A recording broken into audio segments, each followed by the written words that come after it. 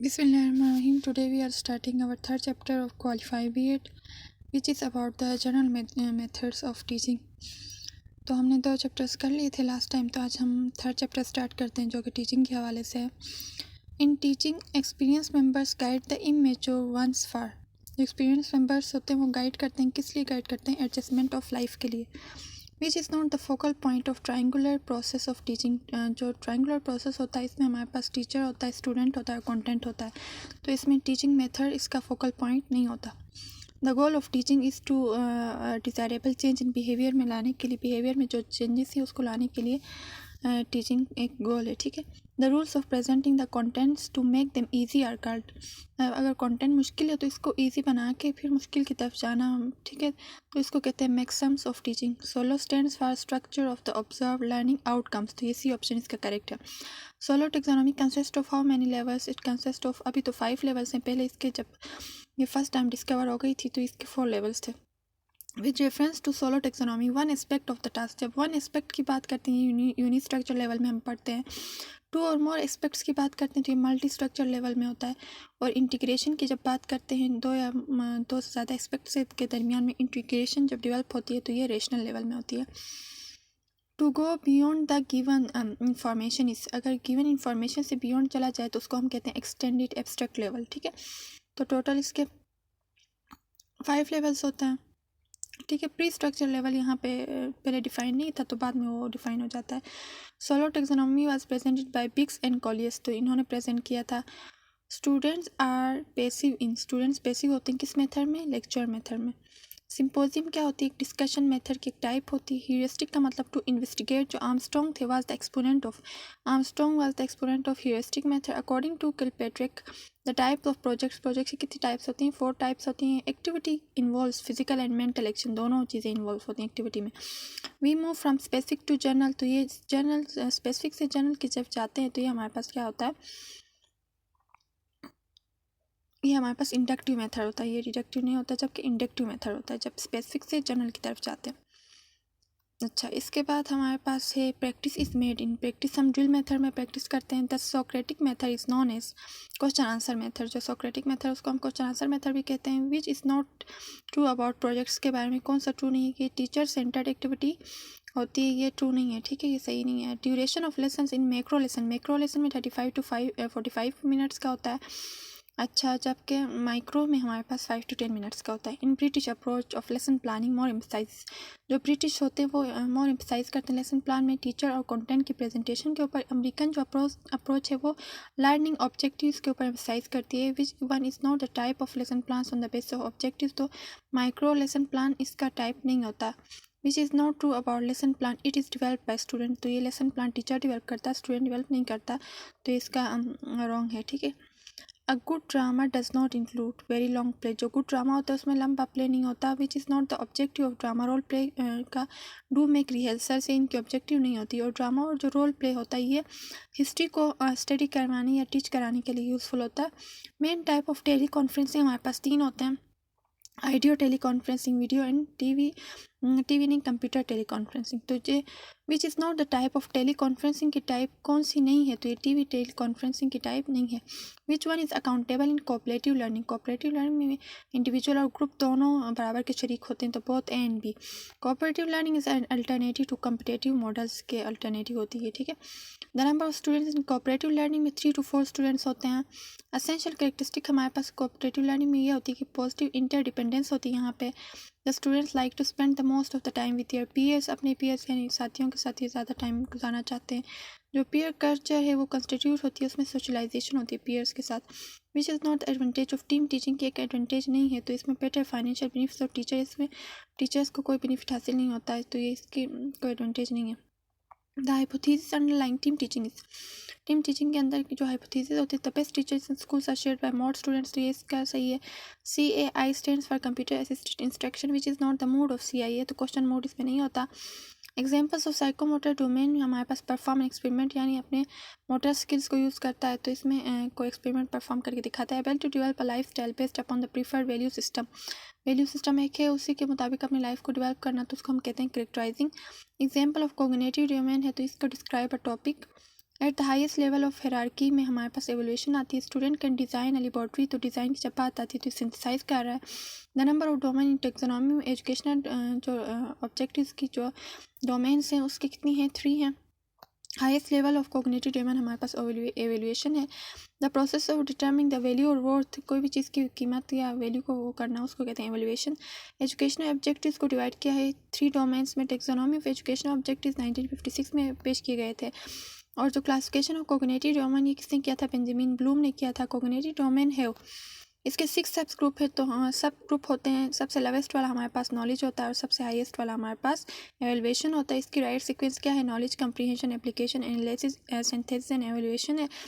Knowing, memorising and recalling is concern with, इसको knowledge कहते हैं। तो to grasp the meaning of the material, material की meaning को समझना, ग्रेप्स करना, उसको कंप्रीहेंशन कहते हैं। To use previous learn material new situation, जो प्रीवियस लर्न मटेरियल आपने मतलब सीखा है उसको न्यू सिचुएशन में यूज़ करेंगे तो उसको कहते हैं application. To break down material into component parts to know its organisational structure, किसी मटेरियल को ब्रेक करना, उसके कंपोनेंट्स को समझना, इसको कहते हैं analysis. To put ideas together to form a new whole, ठीक है, आइडियाज़ को मिला के एक नया चीज़ सिंथेसाइज करना, उसको कहते हैं synthesis. To know the value और worth of any material is known as evaluation. Intellectual skills are reflected by, जो इंटेलेक्ट की बात आती थी कॉग्निटिव डोमेन के साथ डील करते हैं। Attitude, values and interest are reflected by affective domain. Which domain is concern with physical and motor skills, तो ये साइकोमोटर डोमेन है। फोकस ऑफ कॉग्निटिव डोमेन हमारे पास क्या होता है, intellectual skills.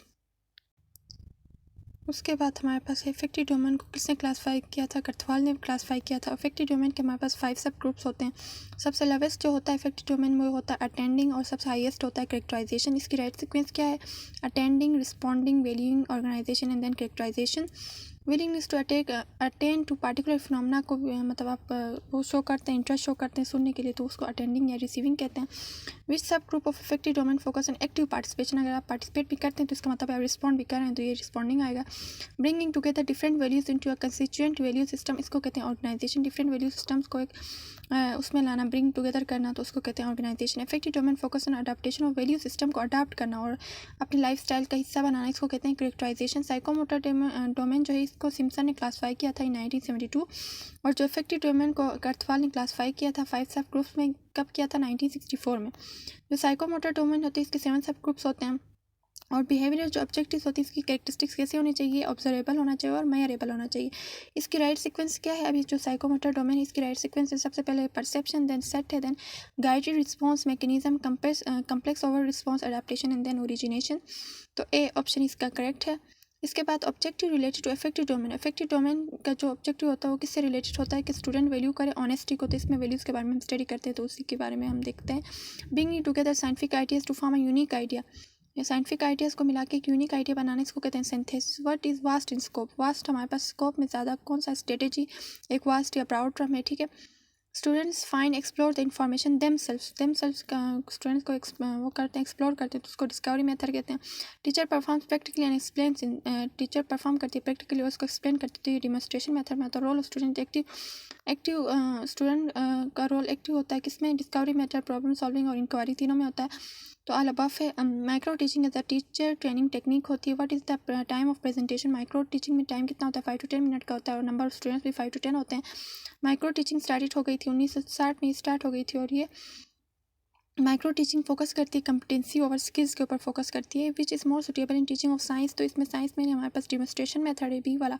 Which one is exception, exception हमारे पास TV है, बाकी सब हमारे पास प्रिंट मीडिया है, ये हमारे पास सोशल मीडिया है। Which is not included in print media में इंक्लूड नहीं है, टीवी इंक्लूड नहीं है, बाकी सब बुक्स, डायग्राम्स एंड मैगजीन्स ये हमारे पास प्रिंट मीडिया में शामिल है।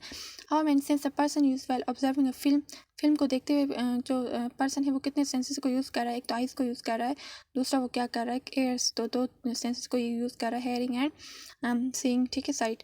How much knowledge is gain through the sense of seeing, देखने से 75% नॉलेज गेन होती है, लिसनिंग से हमारे पास 13% नॉलेज होती है, जबकि टच से 6%, स्मेल से 3% एंड टेस्ट से 3%। According to W Thurber types of models are हमारे पास 3 होते हैं। Mock of models are those which explain principles of working machine, mock of models वो होते हैं जो वर्किंग मशीन यानी प्रिंसिपल्स को बयान करते हैं। Field trips arrange, field trip arrange किया जाता है, see other people doing work, not the meaning of action, तो ये सारी चीज़ों को ऑब्जर्व करने के लिए फील्ड ट्रिप किया जाता है। तो ऑल अबव है। Interest can be created in students in specific topics of study by the use of, all of the above, इसमें चाक बोर्ड, बुलेटिन बोर्ड, फ्लिटेन, ये सारा यूज़ किया जाता है। The most direct experience from the following state of direct experience हम field trip से कर सकते हैं। Which is about true about science text book, तो ये क्या है, अवर टीचर्स डू नॉट टेक, इसमें हमारे पास our teachers text book curriculum, text book को इधर करिकुलम के तौर पे हमारे टीचर्स यूज़ कर रही होती हैं। तो इसका करेक्ट ऑप्शन है which one is standard for demonstration method में हमारे पास स्टैंडर्ड क्या होता है, demonstration should be pre test to remove the weakness in demonstration में अगर कोई वीकनेस है तो उसको रिमूव किया जाए प्री टेस्ट करके। जो रेक है suggested how many number of students in micro teaching में से 5 to 10 स्टूडेंट्स होने चाहिए, 5 to 10 मिनट का होना चाहिए, ठीक है।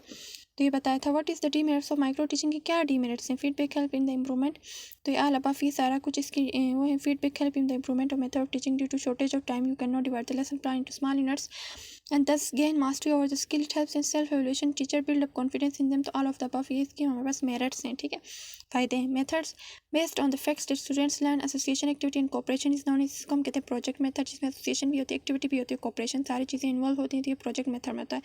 Exhibition of science fairs promote students ability of, यहाँ पे कंप्रीहेंशन एप्लीकेशन इसको ये बयान कर रहे होते हैं कि साइंस का फेयर है तो उसको प्रमोट स्टूडेंट के अंदर एबिलिटी है कि उसको प्रमोट करे, तो ये क्या है हमारे पास कंप्रीहेंशन एप्लीकेशन में आता है। The ultimate focus of scientific method, हमारे पास अल्टीमेट फोकस होता है कि कोई ला या थ्योरी को फॉर्मुलेट करे, तो ये इसका अल्टीमेट पर्पस होता है। What is the first step in the project teaching of teaching, तो distribution and determination of objective, सबसे पहले ऑब्जेक्टिव्स को डिटरमाइन करना, तो which one is not the physiological principle of teaching, तो proceed from complex to simple, ये गलत बात है, हमने सिंपल से लेके कम्प्लेक्स तक जाना है, कम्प्लेक्स से सिंपल की तरफ नहीं जाना। What is the second step in the problem solving method, तो हम क्या करते हैं, सेकंड स्टेप हमारे पास होता है फार्मूलेशन ऑफ हाइपोथेसिस होता है। Which is the best method of teaching science at school level, तो ये हमारे पास demonstration method, which is not a step of scientific method, तो इंटरव्यू नहीं होता साइंटिफिक मेथड में। Ultimate result of scientific method हमारे पास क्या होता है, डेवलपमेंट ऑफ सेंसेस नॉलेज, ये तो हमारे पास क्या होगा, डेवलपमेंट ऑफ नॉलेज होगा, ठीक है। एम्स आर नेशनल एक्सपेक्टेशंस होती है, गोल्स जो होती हैं वो सब्जेक्ट लेवल होती हैं, और जो ऑब्जेक्टिव्स होते हैं वो क्लासरूम लेवल होती हैं। To promote science and technology, तो अभी ये एम है क्योंकि नेशनल वाइज है। To impart computer education, impart करना है तो ये स्कूल के हद तक होता है, तो ये गोल होगा। टू आइडेंटिफाई द पार्ट्स, तो कंप्यूटर के पार्ट्स को आपने आइडेंटिफाई करते हो, तो ये आपका ऑब्जेक्टिव होता है। State first law of motion, तो ये आपकी नॉलेज को चेक करने के लिए क्वेश्चन पूछा जाता है। एलोब्रेट विद एग्जांपल भी कहा जाता है, तो आपको इसका मतलब होता है कि आपकी कंप्रीहेंशन सेकंड लेवल को जज किया जाता है। इंक्वायरी का मतलब होता है टू इन्वेस्टिगेट, इंक्वायरी मेथड के अंदर क्या क्या चीज़ें आती है, क्वेश्चन आंसरिंग आती है। Which one is the best for large group instruction, large group अगर हो तो लेक्चर मेथड बेस्ट होता है। यूजफुल फॉर हायर क्लासेस के लेक्चर मेथड यूज़ होता है। First component of lesson planning, हमारे पास ऑब्जेक्टिव्स होते हैं। Teaching method recommended for elementary school science के लिए जो टीचिंग मेथड रिकमेंड किया जाता है वो एक्टिविटी मेथड होता है। It is the learning log of students achievement, तो पोर्टफोलियो होता है जो कि स्टूडेंट अचीवमेंट को करा होता है। डेमोस्ट्रेशन का मतलब होता है to show. Herbart model of lesson planning है, 5 स्टेप्स होते हैं। जो डिस्कवरी मेथड होता है इट्स एडवांस्ड फॉर्म ऑफ, ये ह्यूरिस्टिक या इंक्वायरी मेथड का एडवांस फॉर्म होता है जिसको हम डिस्कवरी मेथड कहते हैं। The steps to be taken in problem solving, तो इसके 5 स्टेप होते हैं। Method based on Dewey philosophy के अंदर जो मेथड होता है वो प्रोजेक्ट मेथड आता है। Who says that project is a purposeful activity, तो ये कौन कहता था, प्रोजेक्ट किलपेट्रिक कहता था, ये प्रोजेक्ट का वो था फादर था, ठीक है, प्रोजेक्ट एक्टिविटी का, प्रोजेक्ट मेथड का। विच is not the step of project method का स्टेप नहीं है, तो ये एनालिसिस का स्टेप नहीं होता है, प्लानिंग होता है, एग्जीक्यूशन एवल्यूशन ही होते हैं। Program learning was presented by B F Skinner ने प्रेजेंट किया था। Portfolio is the collection of student work in program learning, learning takes place under control conditions. Program learning में लर्निंग होती है लेकिन वो कंट्रोल कंडीशंस में होती है। Teaching method based on the assumption of Herbert Spencer that learner should be told as little as possible in heuristic method में। And overall procedure which is adopted by a teacher to achieve certain goals, तो इसको कहते हैं strategy. Overall जो procedure होता है उसको strategy कहते हैं। Selection of different media for different students is done individualized instruction में डिफरेंट स्टूडेंट्स पर डिफरेंट तरीके से तवज्जो दी जाती है। Repeated performance of learning act and attainment of desire level of skill to do the act is correctly, इसको कहते हैं किसी मतलब क्वेश्चन जैसे आपको नहीं आ रहा तो उसको बार बार प्रैक्टिस करना, जब तक वो ठीक ना हो जाए तो उसको कहते हैं drill method. The process in which a small group is enables to communicate with each other using speaking listening और नॉन वर्बल, जितनी भी कम्युनिकेशन ये करते हैं स्मॉल ग्रुप में तो इसको हम कहते हैं डिस्कशन मेथड कहते हैं। During discussion method teacher passes announces a topic, एक टॉपिक देता है उस पर हमने डिस्कस करना होता है। जो सरफेस कैटेगरी होती है सोलर टेक्सोनॉमी की, इसकी कितनी स्टेजेस होती हैं, 2 स्टेजेस होती हैं। और उसके अंदर कौन सी स्टेजेस आती हैं हमारे पास, सरफेस में हमारे पास आती है relational and extend abstract level आती है। जो डीप कैटेगरी होती है सोलर टेक्सोनॉमी में ये हमारे पास यूनिस्ट्रक्चर मल्टी स्ट्रक्चर होता है। सिंथेसिस का मतलब होता है कि formulation of new structure material को, न्यू फॉर्मुलेशन वो करना, फॉर्मुलेट करना न्यू स्ट्रक्चर मटेरियल को। The students will be able to translate a paragraph English to into, इसका मतलब है कि इंग्लिश से उर्दू में वो कन्वर्ट कर सकते हैं, तो इसका मतलब है कि उन्होंने समझा है यानी कंप्रीहेंड किया है, तो कंप्रीहेंशन में आएगा। Micro teaching is the technique of teaching है, a narrow and specific skill के बारे में ये। The fixation of correct information through repetition is caused by, जो रिपीटिशन के साथ रिपीटिशन की जाती है ताकि जो इन्फॉर्मेशन उसको करेक्ट किया जाए, फिक्स किया जाए, तो उसको कहते हैं drill method. The domain which deals with physical abilities and coordination objectives, तो फिजिकल एबिलिटीज़ की जब भी बात आती है तो ये साइकोमोटर डोमेन के अंदर आता है। Lecture method is generally described as, ये जो लेक्चर मेथड होता है वो टीचर सेंटर्ड मेथड होता है। The name of heuristic method is derived from the Greek word heuriskein होता है, ठीक है, जो it means to investigate. Teaching is a form of interpersonal influence aimed at the changing the behavior potential of another is the view presented by, ये definition teaching की एक interpersonal influence है जो aim करती है कि change करना किसी स्टूडेंट के behavior को या दूसरे के behavior को change करना। तो ये किसने दिया था? N.L. Gage ने दिया था। Follow taxonomy provides systematic way of describing the learner's performance या understanding को। ये 161 में हम फिर भी चेक करते हैं इसका, वैसे तो अंडरस्टैंडिंग होना चाहिए, 161 का हमारे पास सी ऑप्शन है, तो फिर performance. Lesson plan makes the work regular organized and systematic होता है। Simulation is an elaborate type of, ये हमारे पास क्या होता है? Role play, social drama, gaming. तो ये all basic feature in lesson planning. इस लेसन प्लानिंग का जो बेसिक फीचर होता है वो हमने सबसे पहले ऑब्जेक्टिव्स सेलेक्ट करने होते हैं। तो ऑब्जेक्टिव्स होते हैं the method based on the psychological principle of trial and error, का जो मेथड था ये हमारे पास कौन सा ह्यूरिस्टिक मेथड के अंदर आता है। A student performs a skill independently at the level of psychomotor domain, independently करता है तो इसका मतलब आर्टिकुलेशन होती है इसके अंदर, ठीक है, independently at the level of psychomotor domain, तो इसका आएगा आर्टिकुलेशन। तो आज ये चैप्टर हमने कंप्लीट कर लिया, चैप्टर नंबर 3 क्वालिफाइड बीएड का। इंशाल्लाह हम 4 चैप्टर स्टार्ट करेंगे, introduction to computers in education. आज के लिए इतना ही काफ़ी है, दुआ में याद रखिएगा। अल्लाह।